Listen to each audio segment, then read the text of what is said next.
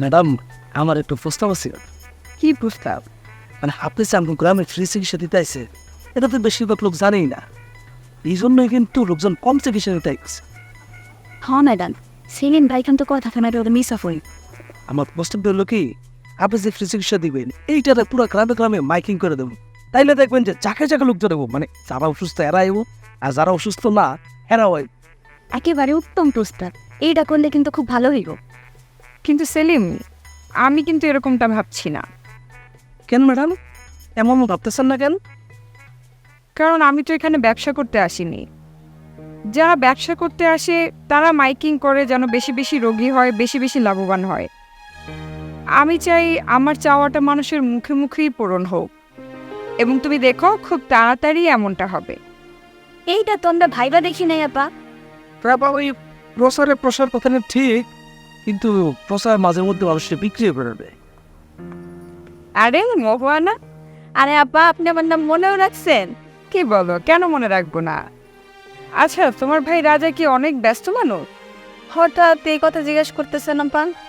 না মানে এতদিন হয়ে গেল, তার সাথে দেখাই হলো না। হ আপা, ভাইজান একটু ঝামেলার মধ্যে পড়ে গেছে। ম্যাডাম হয়েছে কি, ওই আশা ভাই দিনের বেলায় তো নানান কাম কাজে থাকে, রাতের বেলায় এরকম লোক আড্ডা দিয়ে তারপরে ঘুমায় পড়ে। উনি যদি ফ্রি হয় তুমি একটু আমার কথাটা বইলো নাকি? আচ্ছা আপা, বলবনি। আমি এখন যাই। আচ্ছা, তো আপা আজা ভাই যদি আমরা লোক যুক্ত করতে পারি সে ভালো হইব। হ্যাঁ ম্যাডাম, রাজা ভাইরে সবাই যেমন ভালোবাসে তার কথা সবাই শুনেও, এই জন্য আমাদের এই উদ্যোগ আরেকজন ষড়যন্ত্রে নষ্ট করতে পারবেন। হ্যাঁ, সেটা তো আমিও জানি, আর এই জন্যই তো বললাম যে তাদের যেন দ্রুত ফ্রি হয়ে আমার সাথে যোগাযোগ করে। আর ওর যদি কোনো সমস্যা থাকে চাইলে আমিও যেতে পারি। আপনার যাওয়া লাগবে, আমি আছি না। তারে কেমনে জায়গায় যুক্ত করতো সেটা আমি বুঝি, আপনি কোনো চিন্তাই করেন না তো। খুব ভালো হয় সেলিম। বাহ,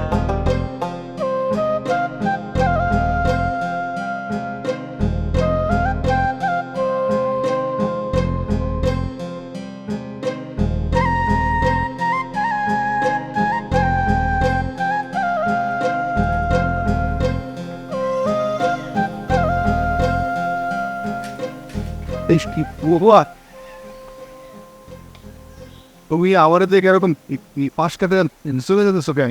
কোনো কথা বলছে না বলে। কেন যেতেছি তুমি জানো না? আরে বাবা রে, শোনো, তোমারে তো বলতেই পারিনি আমি। একটা ঘটনা তো ঘটে গেছে। রাজা ভাইয়ের সাথে আমার কথা হয়েছে। আমি রাজা ভাইরে বুঝাই বলছি যে তোমার সাথে আমার কোনো সম্পর্ক নাই। রাজা ভাই আমার কথা বিশ্বাসও করছে। এখন যদি তুমি আমার সাথে কথা বলো তাইলে আর কোনো অসুবিধা নাই। তো তোমার কি ধারণা, আমি এই খোলা ময়দানে তোমার গলাটা জড়াই ধরে গল্প করবো? তাইলে তো ভালোই হয়।